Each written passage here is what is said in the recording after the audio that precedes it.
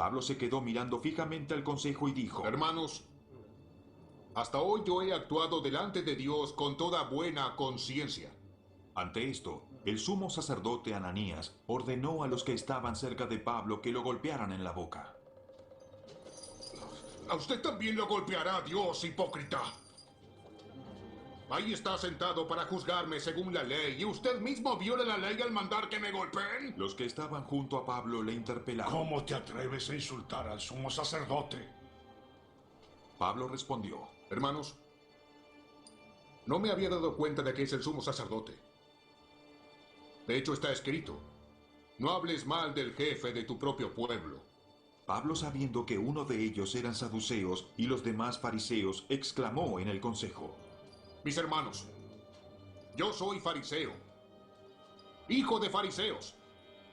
Me juzgan porque he puesto mi esperanza en la resurrección de los muertos. Apenas dijo esto, surgió un altercado entre los fariseos y los saduceos, y la asamblea quedó dividida. Los saduceos sostienen que no hay resurrección, ni ángeles, ni espíritus. Los fariseos, en cambio, reconocen todo esto. Se produjo un gran alboroto, y algunos de los maestros de la ley que eran fariseos se pusieron de pie y protestaron. No vemos ningún delito en este hombre. Dijeron: ¿Un espíritu? ¿No podría haberle hablado un espíritu? Se tornó tan violento el altercado que el comandante tuvo miedo de que hicieran pedazos a Pablo. Así que ordenó a los soldados que bajaran para sacarlo de allí por la fuerza y llevárselo al cuartel.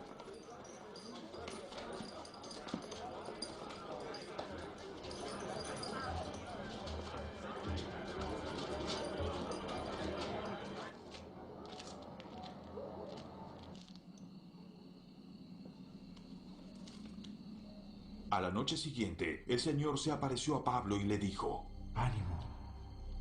Así como has dado testimonio de mí en Jerusalén, es necesario que lo des también en Roma.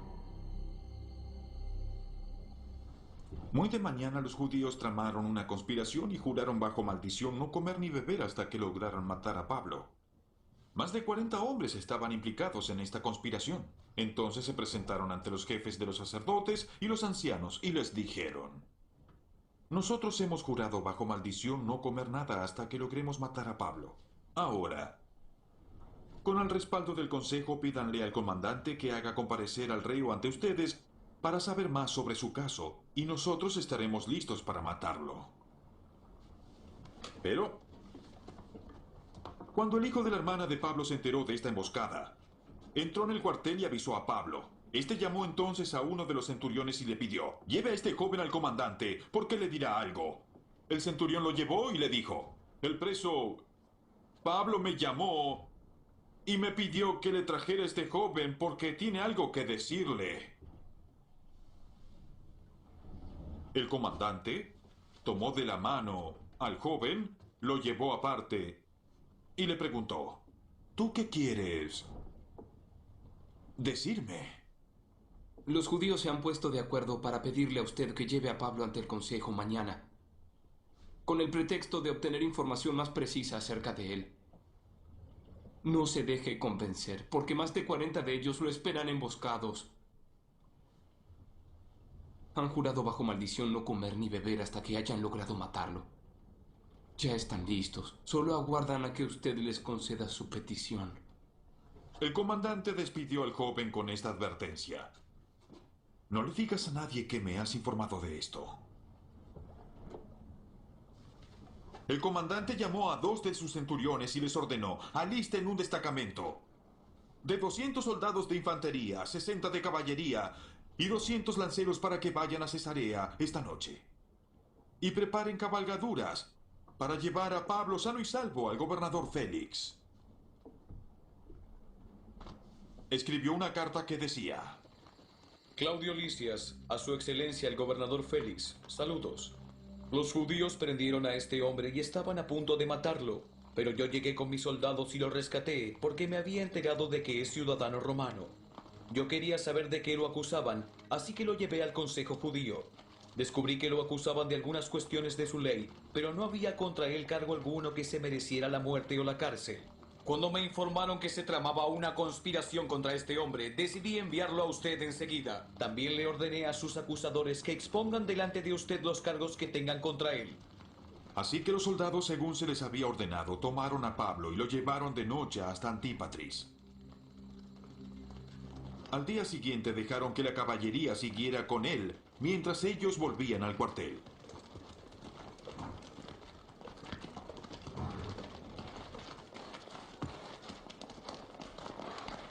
Cuando la caballería llegó a Cesarea, le entregaron la carta al gobernador y le presentaron también a Pablo. Félix leyó la carta y le preguntó de qué provincia era. Al enterarse de que Pablo era de Cilicia, le dijo: Te daré audiencia cuando lleguen tus acusadores. Y ordenó que lo dejaran bajo custodia en el palacio de Herodes.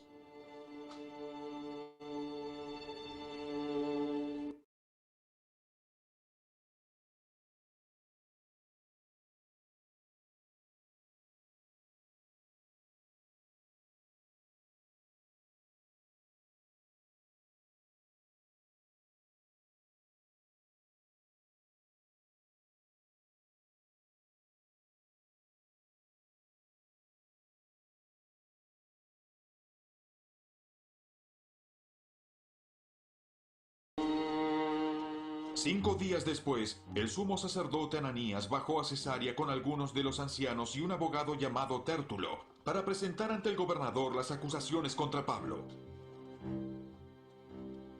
Cuando se hizo comparecer al acusado, Tértulo expuso su caso ante Félix. Bajo su mandato disfrutamos de un largo periodo de paz y gracias a la previsión suya se llevaron a cabo reformas en pro de esta nación en todas partes y en toda ocasión. Y reconocemos esto con profunda gratitud. Lo agradecemos, excelentísimo Félix. Pero, a fin de no importunarlo más, le ruego que con la bondad que lo caracteriza, nos escuche brevemente. Hemos descubierto que este hombre es una plaga que por todas partes provoca disturbios entre los judíos. Es cabecilla en los nazarenos, una secta. Incluso intentó profanar el templo. Por eso lo prendimos. Y usted mismo, al interrogarlo, podrá cerciorarse de la verdad de todas las acusaciones que presentamos contra él. Los judíos corroboraron la acusación afirmando que todo esto era cierto. Cuando el gobernador con un gesto le concedió la palabra, Pablo respondió: Sé que desde hace muchos años usted ha sido juez de esta nación, así que de buena gana presento mi defensa. Usted puede comprobar fácilmente que no hace más de 12 días que subí a Jerusalén para adorar. Mis acusadores no se encontraron discutiendo con nadie en el templo, ni promoviendo motines en las sinagogas ni en ninguna otra parte. Y tampoco pueden probarle a usted las cosas de que ahora me están acusando. Sin embargo, sí confieso que adoro al Dios de nuestros antepasados siguiendo este camino al que algunos llaman secta. Pues estoy de acuerdo con todo lo que enseña la ley. Creo en lo que está escrito y tengo en Dios la misma esperanza que estos hombres profesan, de que habrá una resurrección de los injustos y de los justos. Entonces, en todo esto procuro conservar siempre limpia mi conciencia delante de Dios y de los hombres. Después de una ausencia de varios años, volví a Jerusalén para traerle donativos a mi pueblo y presentar ofrendas. En esto estaba, habiéndome ya purificado, cuando me encontraron en el templo. No me acompañaba nadie, ni estaba implicado en ningún disturbio. Pero los que me vieron eran judíos de la provincia de Asia, y son ellos los que deberían estar delante de usted para formular sus acusaciones, si es que tienen algo contra mí. De otro modo, los que están aquí deberían declarar qué delito hallaron en mí cuando comparecí ante el consejo. A no ser lo que en su momento exclamé en presencia de ellos. Es solamente por la resurrección de los muertos por lo que hoy me encuentro procesado delante de ustedes. Entonces Félix, que estaba bien informado del camino, suspendió la sesión. Cuando venga el comandante Lisias, Él dijo: Decidiré su caso.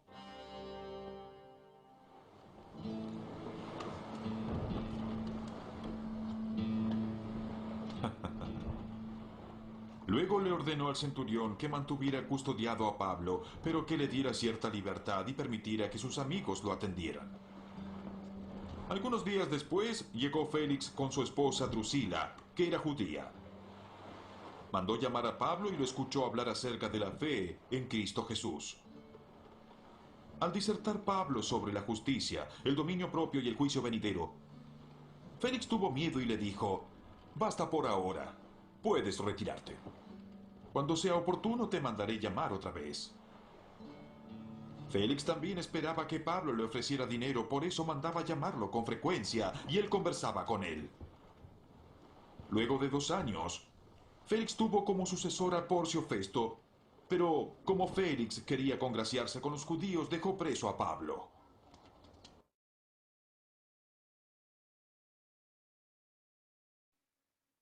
Bueno, eh, espero que hayan podido estar muy atentos a los capítulos 23 y 24 del libro de Hechos.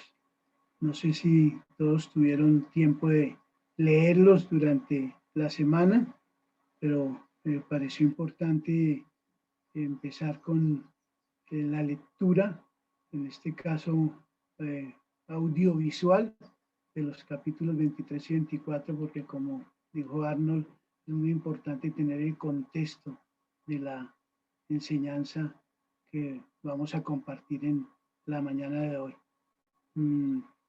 Bien, aprovecho para pedir disculpas con ese enredo que hubo al principio. Yo ahorita revisé el mensaje que le mandé a Santi el viernes y si no fue muy claro. Le dije que si podía compartir esos 2 videos, uno detrás del otro, y le mandé los enlaces, pero en ningún momento le pedí el favor que él lo hiciera. Y pues después Santi me contestó que hablara con Arnold para que se coordinara eso, pero tampoco hablé de quién iba a poner los videos. En fin, eso es comunicación, problemas de comunicación, y toda la culpa es mía. Entonces, perdón por eso, pero bueno, ya vimos los videos y la pregunta que sigue la vamos a responder en orden. Pido el favor que para responder, que quien quiera hacerlo levante su mano y pueda participar, ¿sí? Y lo vamos a hacer después de esta oración sobre la enseñanza. Padre, te damos gracias por la palabra que tienes hoy para nosotros. Te damos gracias por lo que nos vas a enseñar hoy de ti. Te damos gracias por el poder del Espíritu Santo, dándonos discernimiento y entendimiento y la capacidad de aplicarla a nuestras vidas para honra y gloria de tu nombre. En Cristo Jesús. Amén. Bueno, la pregunta muy sencilla. ¿Quién o quiénes quieren decir de qué se tratan los 2 capítulos de Hechos del día de hoy? Capítulos 23 y 24. Una corto resumen, no hay que narrarlos todos, pero como en 3, 4 frases que pueda decir de qué se habla en esos capítulos y de quién se habla principalmente.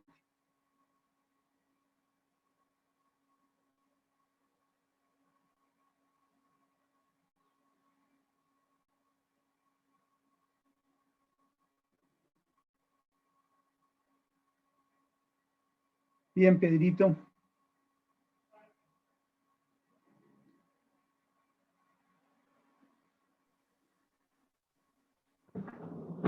Bueno, leyendo, he entendido que los 2 capítulos se refieren a la estadía de Pablo en Jerusalén, donde fue recibido en bien por unos, pero mal por otros. Fue acusado Ya entendemos que injustamente, pero los judíos tenían eso determinado. Lo llevaron ante un consejo, acusándolo, y con ese alboroto que se armó, lo querían despedazar. La guardia lo rescató y finalmente, después de tantas cosas, pues fue presentado ante una jefatura más alta para que decidieran por él. Y Pablo siguió defendiendo su causa, que era hablar del Señor Jesucristo, de la resurrección a futuro, y por eso era que también lo consideraban un blasfemo, por lo que había división entre los grupos, unos fariseos y unos saduceos, y tenían diferentes conceptos al respecto.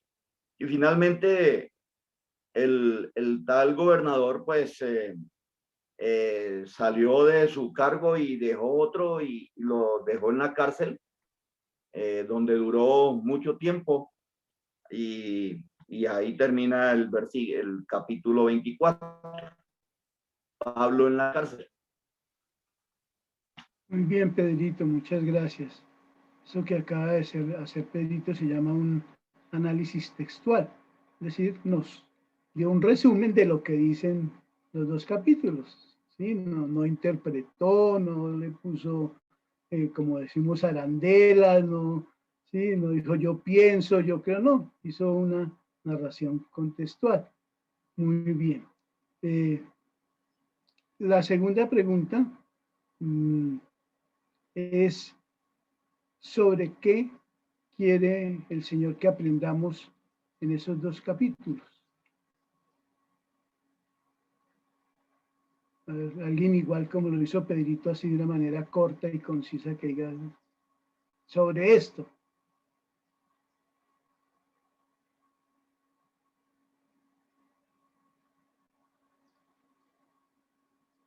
Bueno, mientras alguien alza la mano, por el chat también pusieron dos respuestas con respecto a la primera pregunta. Javier dice que se trata de acusación y defensa de Pablo, y Tatis, de donde Arnold, dice de Pablo. Yo pregunté que quién hablaban los dos capítulos. Muy chévere, bueno. Entonces, ¿qué nos quiere el Señor enseñar en estos dos capítulos? Así, de una forma concisa. La pregunta no es lo que tú piensas, ni lo que opinas, sino qué nos quiere enseñar Dios en estos dos capítulos.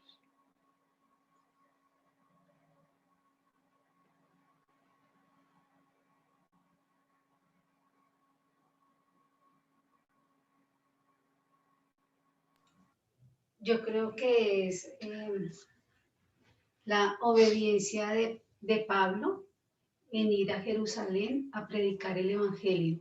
Dios le dijo directamente que él estaría con él, y él fue allá y defendió el Evangelio, predicando el Evangelio.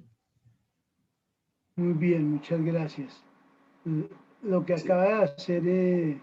bueno, sigue Santi ya ahorita. Sí. No, solo quería completar que pues, se está cumpliendo lo que leímos en los capítulos anteriores. Ya habíamos leído que el Espíritu revelaba que Pablo iba a ser encadenado, iba a ser aprisionado. Entonces eso es lo que está sucediendo. Y lo llevan preso primero ante el concilio, el Sanedrín judío, para que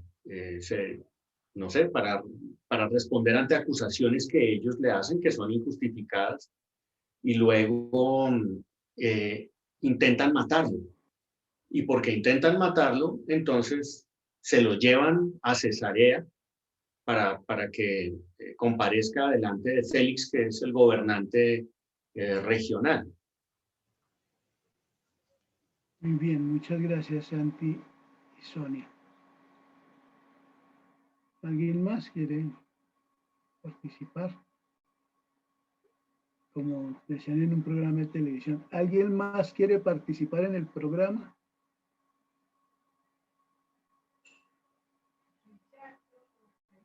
Bueno, eso que que acaban de hacer Sonia y Santi se llama el análisis inferencial, es decir, decir, y perdón la redundancia, lo que en este caso el Señor nos quiere enseñar a través de esos dos capítulos de Hechos. Bueno,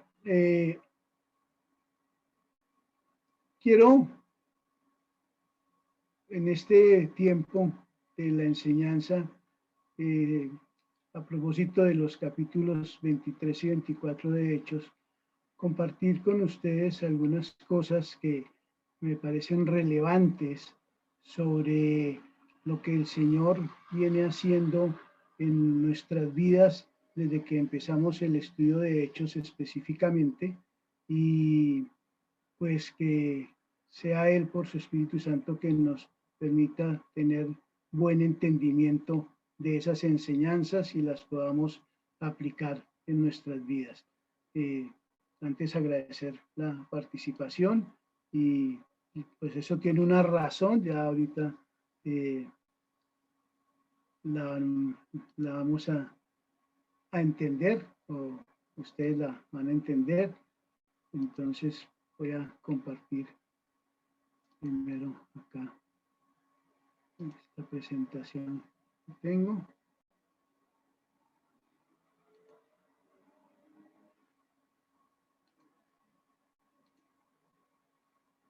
Bien.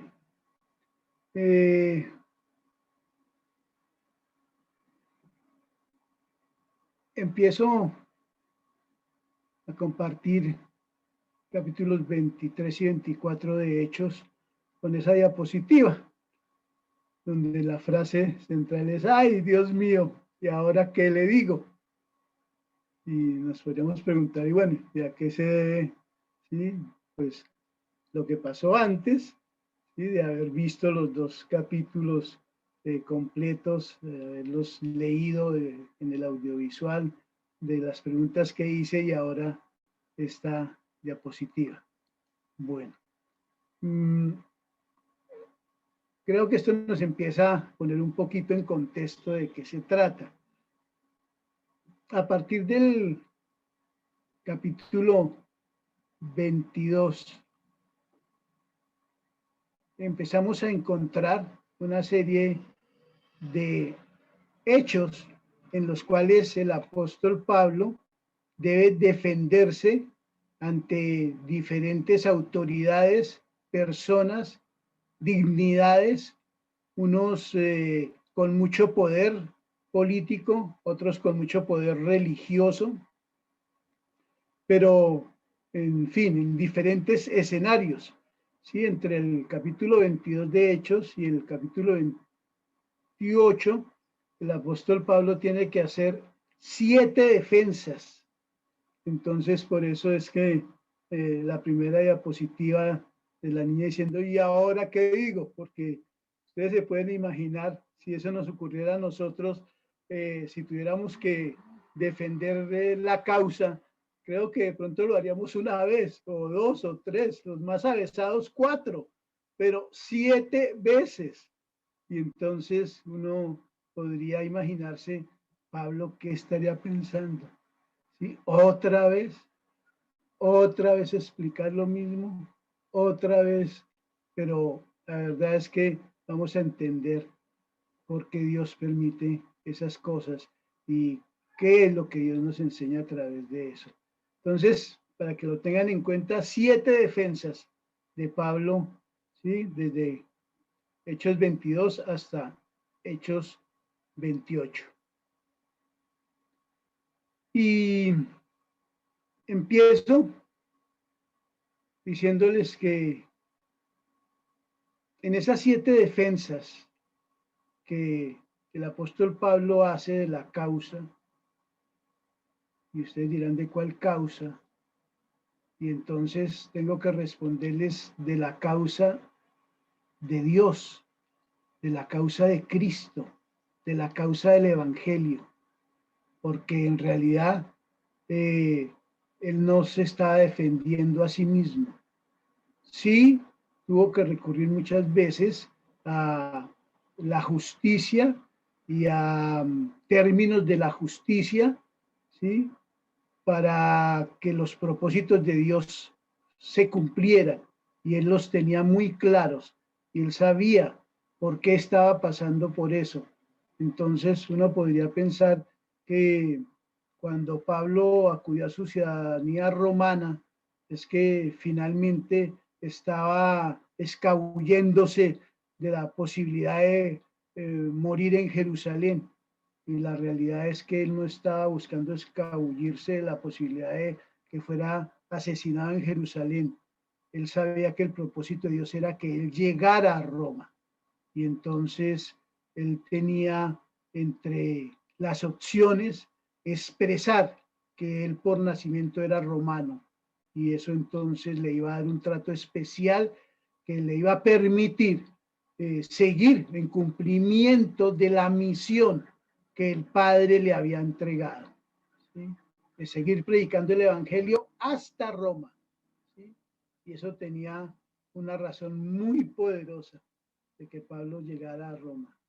Nosotros sabemos lo que representó Roma en esa época, ¿sí? Para el mundo conocido en ese momento. Roma era un imperio. Roma tenía todas las posibilidades de ser un muy buen vehículo para que lo que allí ocurriera fuera conocido por todo el mundo en esa época. Entonces Dios sabía eso y Dios escogió a Pablo para que fuera el quien llegara a Roma a proclamar el Evangelio. Y entonces se trataba del plan de Dios. Bien. Pero antes de seguir en esta línea del análisis de Hechos 23 y 24, quiero tomar un momento para decirles que definitivamente al estudiar los capítulos 23 y 24 del libro de Hechos, entendí una cosa muy claramente en mi corazón, y es que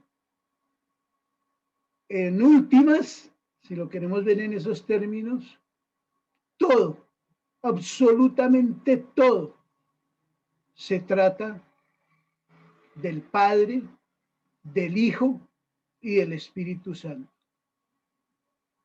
Y entonces ustedes preguntarán, ¿y qué quiere decir eso? Porque pues Raúl está hablando en este momento, cuando se supone que vamos a hacer un análisis de unos acontecimientos de Hechos 23 y 24, porque entonces está ahora diciendo que lo más importante es que todo se trata del Padre, del Hijo y del Espíritu Santo.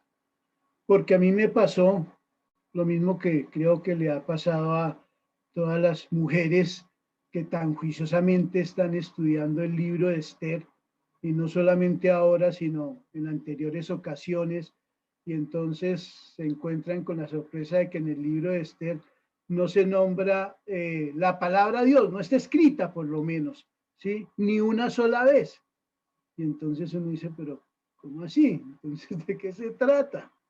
Y cuando yo empecé a leer Hechos 23 y 24 concretamente para esta enseñanza, que creo que lo hice unas 15 veces, no quiero exagerar ni decir, uy, cuánto leyó, sino creo que lo hice unas 15 veces, yo le decía al Señor, bueno, ahí están los hechos y yo podría centrarme en todas las minucias del juicio y de los acusadores y de la defensa, pero Señor, yo quiero que me permitas ir más allá, muéstrame por tu espíritu, ¿sí? ¿Qué es lo que tú quieres que yo resalte en esta enseñanza? Y entonces el Señor me dijo, se trata de mí. Se trata de que esa enseñanza es sobre mí. Y eso me llevó a un mundo de gozo y de dicha completa, porque pude entender finalmente que la palabra de Dios se trata de Él. que todo lo que está escrito en la palabra de Dios se trata de Él y que allí hay historias de personas, de acontecimientos, pero que esas historias y esas personas están allí porque Dios las quiso poner, porque a través de esas historias y esas personas, Dios va a enseñarnos más sobre Él, sobre su obra, sobre su Hijo, sobre el Espíritu Santo. Siempre se trata de ellos tres, del Padre, del Hijo y del Espíritu Santo. Y me voy a permitir leer rápidamente una página y media de este libro que tengo en mis manos, que se llama Teología de Perros y Gatos. Y entonces voy a leer página y media, que es menos de una hoja completa, y dice así: Vislumbres del Apocalipsis. Juan, al vislumbrar el cielo y narrarlo en Apocalipsis 4, nos enseña algunas cosas muy humildes y desafiantes. Juan está viendo a los 4 seres vivientes darle gloria a Dios en el versículo 8 y clamaban: Santo, Santo, Santo es el Señor Dios Todopoderoso, el que era, el que es y el que ha de venir. Apocalipsis 4:8. ¿No hay referencia a los humanos?, pregunta el autor del libro, y él mismo responde: ninguna. ¿Por qué los seres vivientes de Apocalipsis no nos mencionaron?, pregunta el autor del libro, y él responde: la respuesta es simple. Están tan inmersos en la gloria y las maravillas de Dios que no importa nada más. Es todo sobre Dios y su maravillosa majestad. ¿Por qué les iba a importar si existimos? Está la pregunta refiriéndose a los ancianos que estaban adorando a Dios en el cielo. Cuando los ancianos ven que esto está pasando, se unen a ellos. Observe qué dicen: y siempre que aquellos seres vivientes dan gloria y honra y acción de gracias al que está sentado en el trono, al que vive por los siglos de los siglos, los 24 ancianos se postran delante del que está sentado en el trono y adoran al que vive por los siglos de los siglos, y echan sus coronas delante del trono diciendo: digno eres, Señor, Señor y Dios nuestro, de recibir la gloria y el honor y el poder, porque tú creaste todas las cosas y por tu voluntad existen y fueron creadas. Y hace una anotación el autor del libro, dice: la frase por tu voluntad existen y fueron creadas puede ser fácilmente traducida: para tu agrado existen y fueron creadas. Todo lo que Dios creó, lo creó para su agrado. ¿Sabe lo que eso significa? Significa lo siguiente: los perros escuchan sonidos que nuestros oídos no pueden escuchar porque a él le agrada. La mayor parte de la tierra está cubierta con agua porque a él le agrada. Él es su creador. Las águilas tienen mejor vista que los humanos porque eso produce una sonrisa en la cara de Dios. El potrillo camina al nacer mientras que los humanos apenas pueden gatear a los 9 meses porque Dios así lo quiere. Nuestros cuerpos se desgastan porque nos fuerzan a poner nuestra esperanza en Dios, el único que es digno de gloria. Dormimos para recordar que no somos Dios, quien no tiene sueño ni duerme jamás. Las galaxias existen en asombroso esplendor para agradar a aquel que las creó y les puso nombre. No podemos cambiar nuestra apariencia porque si pudiéramos, quedaríamos atrapados en nosotros mismos y nos olvidaríamos totalmente de aquel quien es digno de gloria, honor y alabanza. La vida no es sobre nosotros, es sobre Dios.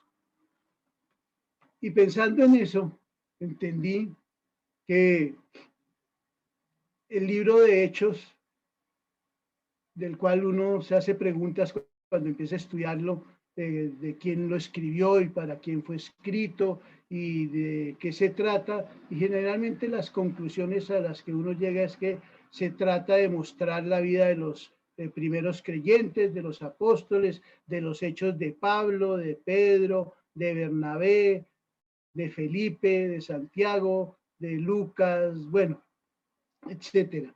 Pero si vamos a toda la escritura, siempre nuestra mente nos lleva a pensar eso, que se trata de Moisés, de Abraham, de José, de Josué, y yo no estoy diciendo, y ojo, ni me atrevería a hacerlo, que ellos no son importantes en las escrituras.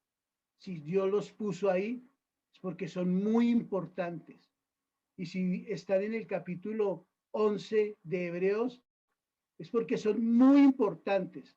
A propósito, el capítulo 11 de Hebreos, que tiene algunos títulos como Héroes de la Fe, como el Salón de la Fama de Dios, ese fue un título puesto por las personas que acomodan la Biblia para editarla, pero no es un título puesto por Dios.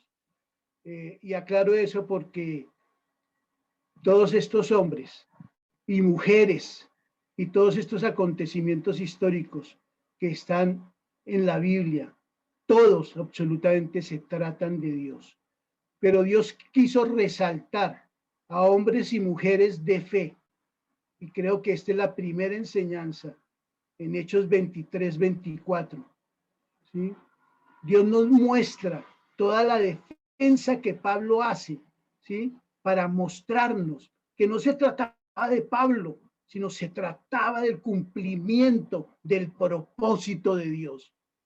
Y todo lo que Dios hizo en la vida de Pablo y en la vida de muchas otras personas y en los acontecimientos de la historia para que su propósito se cumpliera.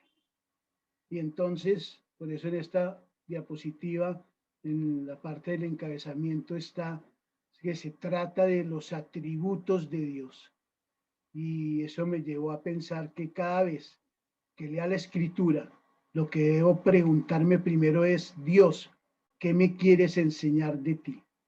Y en este caso, en Hechos 23 y 24, Dios, ¿qué nos quieres enseñar a través de lo que vivió Pablo, a través de los acontecimientos en los que se vio inmerso Pablo? ¿Qué nos quieres enseñar? Y el Señor nos quiere enseñar que Él es un Dios de presciencia, que es un Dios soberano, que es un Dios supremo, que es un Dios providente. Y cuando entendí eso, ¡guau! El capítulo 23 y 24 adquirieron para mí otra dimensión, adquirieron otro contexto más real, más aplicable a mi propia vida, porque yo estaba fijándome en Pablo. Y claro, reconozco a Pablo y a todos los hombres y mujeres que Dios ha puesto en la Biblia, porque ellos son merecedores de honor. En Romanos Dios dice que debemos honor a quien hay que darle honor, y hay que darle honor a todos esos hombres y mujeres que entregaron su vida por la fe en Jesucristo, el Señor y Salvador. Creo que esa es la primera y la última causa de todo lo que está en la Escritura, y es el plan eterno de Dios de salvarnos a nosotros por medio de Él mismo, hecho hombre, Jesucristo, y después de mandarnos el Espíritu Santo para que no nos desviáramos fácilmente y pudiéramos seguir caminando en la verdad. Entonces, Hechos 23 y 24 se trata de eso, se trata de ver cómo Dios obró con su presciencia, con su soberanía, con su supremacía, con su providencia en la vida de Pablo, para que el propósito de que Pablo llegara a Roma a predicar el Evangelio se cumpliera. La pregunta aquí es, ¿y estamos nosotros creyendo eso? ¿Creemos que Dios es un Dios de presciencia, es un Dios soberano, es un Dios supremo, es un Dios providente? Y si lo creemos, entonces, ¿por qué no proclamamos el Evangelio? ¿Por qué somos tan tímidos para proclamar el Evangelio? O sencillamente porque nos callamos y no proclamamos la verdad de quien todo lo creó, de quien todo lo puede, de quien todo lo hace, la verdad de quien es el dueño de este universo, el dueño de tu vida, el dueño de mi vida y el único que tiene el poder para hacer todas las cosas según su buena y agradable voluntad. Entonces, Hechos 23 y 24 se trata de eso, de ver a través de la vida de Pablo cada una de las cosas que Dios hizo según sus atributos en Pablo, en Félix, en el centurión, en cada uno, en cada persona, ¿sí? Cómo Dios mueve acontecimientos, mueve corazones, mueve pensamientos, porque Él es soberano, porque Él tiene la supremacía y porque lo que Él hace, lo hace porque su propósito siempre se cumplirá. Y Él sabe que ese propósito es un propósito para el bien, es un propósito bueno, porque es un propósito que nos muestra su gloria, nos muestra su majestad, nos muestra su eternidad. Y es algo que Él ha querido compartir con nosotros, porque dice en Eclesiastés que Dios mismo fue el que puso en nosotros la idea que nosotros tenemos de eternidad. Entonces, Dios sí ha querido compartir con nosotros parte de su esencia y lo ha querido hacer por amor, por misericordia, porque a Él le plació hacerlo. Pero así como le plació hacerlo, Él puede cambiar las cosas cuando Él quiera, como Él quiera, porque Él es el dueño absoluto de todo lo que hay en el cielo y de todo lo que hay en la tierra. Y lo podemos ver fácilmente en los acontecimientos de Hechos 23 y 24. Por ejemplo, si hiciéramos un análisis de todo lo que ocurre en la segunda defensa que Pablo hace de su misión, ¿sí? Esa defensa que hace ante el concilio, si pudiéramos entender todo lo que ocurre allí, poniéndolo en ese contexto, poniéndolo en el contexto de mirar cómo Dios está obrando, cómo Dios está haciendo algo a través de Pablo y a través de los hechos para que se cumpla el propósito de Dios de seguir expandiendo el evangelio por toda la tierra. Entonces, en Hechos 23 del 1 al 11 vemos como Pablo, ¿sí? Un hombre que estaba siendo amenazado, que su vida estaba en peligro. Sin embargo, fue un hombre valiente, fue un hombre decidido, su testimonio fue franco, abierto. En algún momento se exasperó por lo que le cachetearon injustamente, pero después él volvió rápidamente a centrarse, a recobrar ese dominio propio y entonces con respeto lo que hizo fue una autoconfrontación y puso sobre la mesa un asunto controversial. Y ese asunto controversial sabemos cuál fue el resultado. Se dividió todo el concilio y al dividirse el concilio, entonces finalmente no pudieron juzgar ni pudieron condenar a Pablo, que era lo que pretendía el concilio. Así que el Sanedrín no juzga el caso de Pablo, ¿sí? Y de esta manera, ¿sí? Pablo es llevado otra vez al calabozo, ¿sí? Y estando allí en el calabozo, nada más ni nadie menos viene a Pablo y le habla. El Señor le dice a Pablo, Pablo, yo estoy contigo y tú vas a ir a Roma porque así lo he dispuesto. Yo creo que eso es lo más grande que le puede ocurrir a uno, ¿sí? Que el Señor venga y nos diga con una voz audible, ¿sí? Toto, Arnold, Germán, Pedrito, Manuel, Javier, Mauro, Martín, el que sea, con una voz audible le diga, yo voy a cumplir este propósito contigo. No importan los acontecimientos porque yo los puedo cambiar, porque yo puedo mover lo que sea necesario mover, pero voy a cumplir mi propósito a través de tu vida. Y entonces uno dirá, sí, pero es que Dios no nos habla así.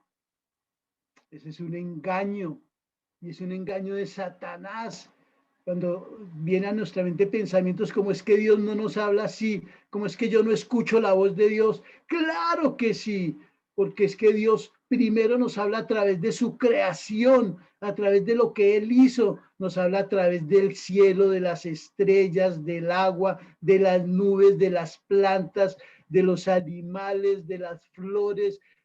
Absolutamente toda la creación da testimonio del Señor, pero también nos habla a gritos a través de su palabra, porque su palabra es la historia de Dios para nosotros y Él ha querido compartir con nosotros, y ahí podemos conocer la voluntad de Dios. Cuando decimos yo no conozco la voluntad de Dios, tengo que decirle, hermano y hermana, abra la palabra. Sin abrirla no va a conocer la voluntad de Dios. Eso no llega por ósmosis, como decimos en las clases de química y biología. Hay que abrir la palabra, y cuando tú hables la palabra, Dios te susurra algunas veces, te habla con cariño otras, te habla con firmeza otras y te grita otras veces, porque Dios habla a través de su palabra. En Hechos 23 del 12 al 22 vemos cómo el Señor mueve todas las piezas que fueron necesarias para el cumplimiento de su propósito. Ustedes se imaginan a Pablo escoltado, sí, por una escolta de casi 500 soldados romanos. Yo creo que ni los procónsules ni ninguna de las autoridades romanas tenía una escolta de esa calidad y de esa cantidad de personas. Pero ¿quién lo hizo? Dios, porque Dios estaba defendiendo a Pablo, porque Pablo estaba dando su vida por la causa del evangelio. Entonces creo que esa terminación de Hechos 23 del 13 al 35, cuando habla de toda esa escolta que fue dispuesta para que Pablo llegara a Cesarea, más cerca de Roma, ¿sí? Ya salió de Jerusalén, ahora ya está en Cesarea, todo dispuesto por el Señor, todo mostrándonos Dios su presencia, su soberanía, su supremacía y su providencia, porque ese es nuestro Dios, el Dios que hizo los cielos y la tierra. Después del capítulo 24 tenemos la tercera defensa de Pablo, y esta vez ante Félix. ¡Wow! Eso es como si nos llevaran a nosotros ante, bueno, para los que viven en Bogotá, todo el distrito capital, ante quien es la alcaldesa de Bogotá en este momento en cuanto a jerarquía, ¿sí? Es decir, es un dignatario y tiene un cargo muy importante. Félix tenía un cargo muy importante y Pablo es llevado ante Félix. ¿Y qué ocurre? ¿Algo diferente a lo que ocurrió en la segunda defensa? No. Ocurren otros hechos, pero Dios manifestándose a través de esos hechos. Ahí es donde quiero hacer énfasis. Dios sigue mostrando su presencia, su soberanía, su supremacía, su providencia. Y eso por hablar de algunos de los atributos con los que Dios se manifiesta cuando Él quiere cumplir el propósito a través de sus siervos. Y tú y yo, hermanos y hermanas, somos siervos del Señor. Entonces, no menos que Pablo, ni menos que Moisés, ni menos que Abraham, ni menos que Josué, ni menos que ninguno de los hombres o mujeres como Esther, como Sara, como Ana, que están allí en la Biblia.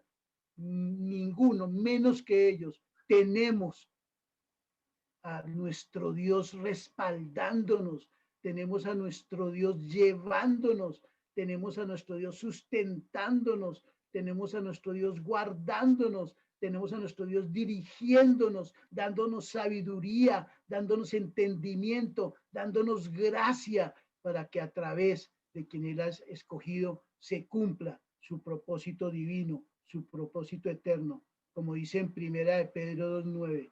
Pero ustedes son linaje escogido, real sacerdocio, nación santa, pueblo que pertenece a Dios, para que proclamen las obras maravillosas de aquel que los llamó de las tinieblas a su luz admirable. Para eso fuimos llamados, para proclamar las obras maravillosas de aquel que nos sacó de la muerte eterna, de la esclavitud del pecado, nos sacó de la oscuridad y nos trajo a la luz para que anunciáramos las virtudes de Él, de quien es la luz, de quien es la vida, de quien es la eternidad, de quien todo lo puede, de quien es soberano, de quien es el dueño, el rey, de Jesucristo, nuestro amado Señor y Salvador, y del poder que obra en nosotros hacia el del Espíritu Santo.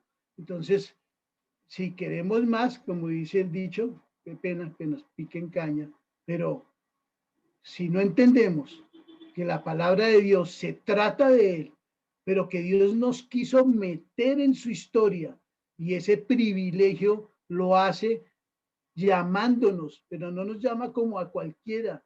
Dice la palabra de Dios que nos llama como un linaje escogido, como un real sacerdocio, como una nación santa, como un pueblo de Él. Y creo que cuando Pablo está haciendo su defensa ante Félix, él tenía completamente claro eso, porque primero deja que sus acusadores digan todas las mentiras que estaban diciendo que Pablo era una plaga, que era cabecilla de una secta llamada los nazarenos, que estaba profanando el templo.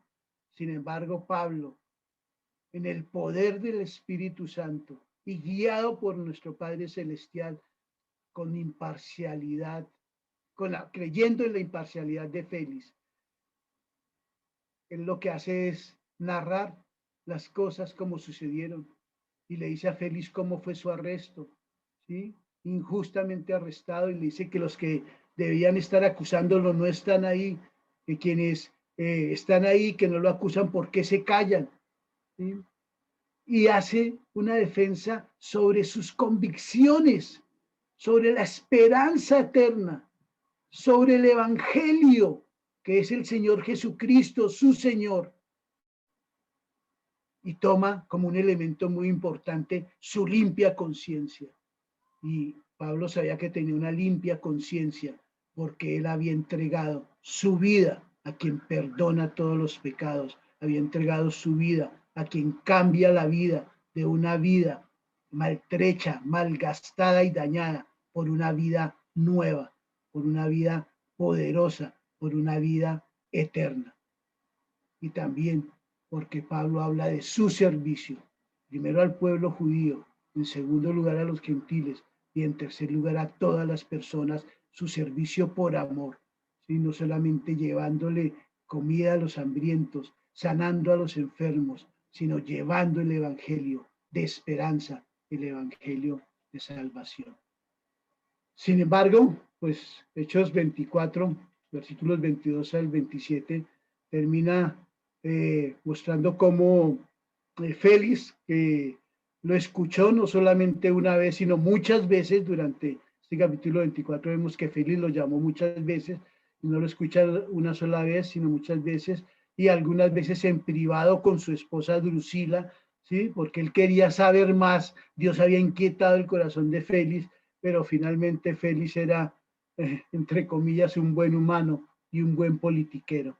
Y por quedar bien con los judíos, cuando debe irse para entregarle a Festo el cargo, se va y lo deja encarcelado, pero con libertad. Es un encarcelamiento chistoso porque Pablo podía seguir predicando el evangelio y lo pudo hacer durante 2 años en completa libertad, aunque supuestamente estaba retenido por unas rejas. Eso no era cierto. Y creo que Hechos 23 y 24 nos deben llevar a eso, a pensar que nosotros que fuimos encerrados por una pandemia, en realidad hemos tenido más libertad que nunca para proclamar el evangelio, porque antes estábamos de pronto limitados por el espacio físico, por el tiempo, porque las ocupaciones no nos permitían. Ahora tenemos la oportunidad de tener diferentes reuniones de diferentes dimensiones, a diferentes horas, con diferentes personas de diferentes lugares del mundo. Entonces creo que ese es el ánimo que debe quedarnos de Hechos 23 y 24. Entender ese Dios grande, eterno, entender a Jesucristo, su Hijo amado, por quien Dios hizo todas las cosas y para quien Dios hizo todas las cosas, y entender que nos ha dejado el regalo del Espíritu Santo, que es tener a Dios mismo y al Hijo en nuestras vidas. Y si entendemos eso, entonces vienen algunos retos que salen de Hechos 23 y 24, y es nuestra vida una vida de fe, como la de Pablo, dispuesto a morir por la causa del Evangelio. Es nuestra vida una vida auténtica. Cuando hablo de una vida auténtica es qué tan bien o tan mal hablan los que nos conocen de nosotros como cristianos, qué tanto confían en nosotros, qué tanto están dispuestos a escucharnos, qué tanto nos buscan, qué tanto quieren tener amistad con nosotros. Igual que Pablo, tenemos una vida de adoración, de amor, servicio, por la causa del Evangelio, es decir, tenemos una vida de evangelización. ¡Eres muy linda! Bueno, hermanos, espero que el Señor haya hablado a sus corazones como habló al mío. Espero que entendamos que todo se trata de Dios, pero que Dios nos metió en su historia, porque Dios nos ama, porque Dios es bueno, porque Dios es misericordioso, porque Dios quiere que ningún hombre ni ninguna mujer se pierda, sino que todos lleguen al arrepentimiento, así como llegamos nosotros un día por la obra de Él, que también otros lleguen a los pies de Cristo, por la obra de Él, a través de nosotros y en nosotros, como lo hizo con Pablo y con todas las personas, hombres y mujeres, que Dios puso en la Biblia. Amén.